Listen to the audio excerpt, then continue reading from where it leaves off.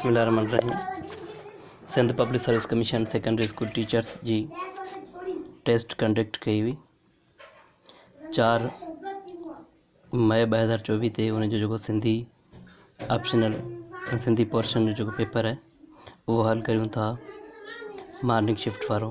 सवाल नंबर 1 है, सिंधी ॿोलीअ किताब कंहिंजो लिखियलु आहे? A Ali Nawaz Hajan, B Siraj Memon, C doctor Ghulam Ali Allana, D doctor Nabi Bakhsh Baloch. ही किताब सिंधी ॿोली सिराज मेमन जो लिखियलु आहे। ऑप्शन बी सही है। सवाल नंबर 2, सिंधी अदब में अफ़साननि जो किताब करबला कंहिंजो लिखियलु आहे? ऑप्शन ए है खैरुन्निसा जाफ़री, बी माणिक, टियों नूरुल हुदा शाह, डी ऑप्शन है शौकत हुसैन शुरू। करबला जो अफ़साननि जो मजमूओ आहे किताब नूरुल हुदा शाह जो लिखियलु आहे।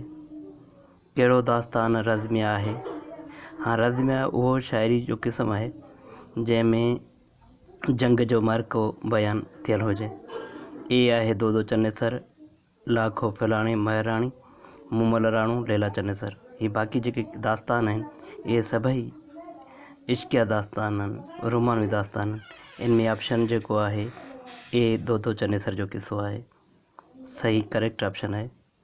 जुमिले में इसम या ज़मीर जूं कुल केतिरियूं हालतूं थी सघनि थियूं? ए में 4, बी में 5, सी में 2 ऐं डी में 8। इसम या ज़मीर जूं हालतूं बी 5 आहिनि। सामी कहिड़े दौर में ॼाओ हो? ए करोड़नि जो दौरु, मीरनि जो दौरु, अंग्रेज़नि जो दौरु ऐं सूमरनि जो दौरु। सामी करोड़नि जे दौर में ॼाओ हो ऐं सामी जेको आहे उहो टालपुरनि जे दौर जो वॾो शाइरु आहे। ओझण में अटकणु, हथु खणणु, अखि ॾेखारणु सिंधीअ ॿोलीअ में छा आहिनि? हाणे ओझण में अटकणु, हथु खणणु, अखि ॾेखारणु इहे इस्तिलाह आहिनि सिंधीअ में। सिंधी ॿोली कहिड़े रस्मुल ख़त में लिखी वई? सिंधी ॿोली अरबी रस्मुल ख़त में लिखी वई। ऑप्शन जेको आहे उहो बी सही आहे। कहाणियुनि जो मजमूओ ख़्वाबनि जी सरहद कंहिंजो लिखियलु आहे? नंबर 1 जुमन हमदानी जो, मुनवर सिराज जो, मोहम्मद सिद्दीक़ मंगेज जो या रसूल बख्श मेमन जो। ही मुनवर सिराज जो कहाणियुनि जो मजमूओ आहे।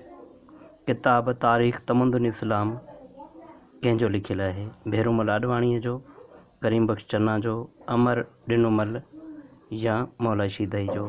तारीख़ तमद्दुन इस्लाम किताब करीम बख्श चन्ना जो लिखियलु आहे। ही जेको सिंधी पोर्शन जा पेपर आया हुआ उनखे हल कयोसीं।